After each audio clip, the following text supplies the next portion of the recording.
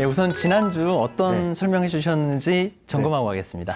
지난 시간에는 유튜브 콘텐츠 제작 과정에 대해서 좀 설명을 드렸는데 기획, 촬영, 그다음에 편집, 유튜브 업로드까지 이렇게 설명을 드렸고요. 그 과정을 좀 잘 이해를 해보면 어디서부터 시작하고 어디서 마무리 지어야 되는지 이런 거를 좀 이해하실 수 있을 겁니다. 예.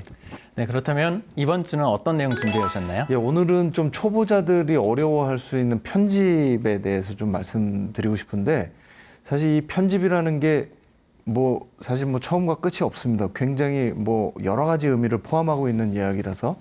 근데 이 편집의 좀 몇 가지 좀 주요한 상황들을 짚으면서 좀 참고할 만한 채널들, 어디 가서 좀 편집을 좀 구체적으로 배워볼 수 있을까, 이런 것도 좀 소개를 해드리려고 합니다. 네, 그 편집이라는 게 사실 한 번에 다 배우긴 좀 어려운 부분이 있잖아요.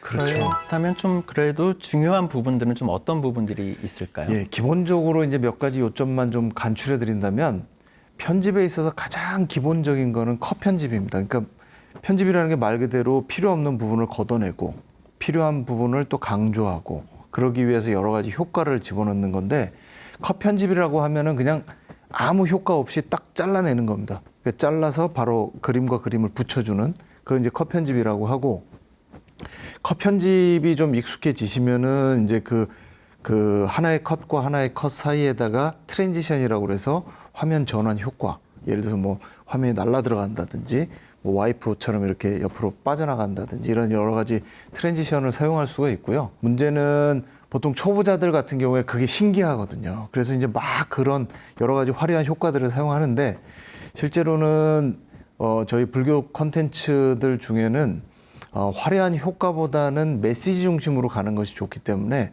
그런 것들을 좀 적절하게 이렇게 사용하는 방법들 이런 것들도 좀 살펴볼까 합니다.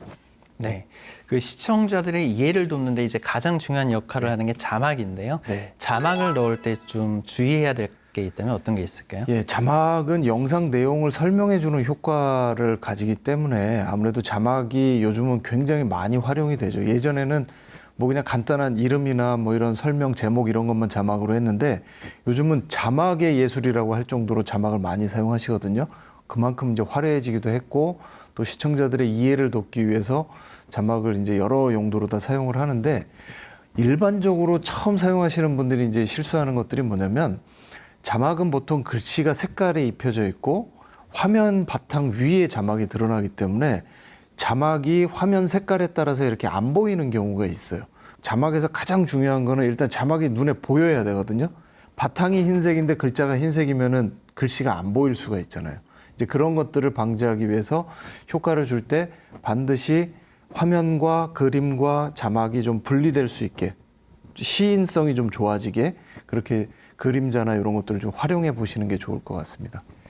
편집을 좀 따라하면서 쉽게 좀 배울 수 있는 데들은 어디가 좀 있을까요? 네, 제가 오늘 한 사이트 채널을 좀 소개를 해드리려고 그러는데 유튜브 채널 중에 빠르크의 3분 강좌라는 채널이 있어요.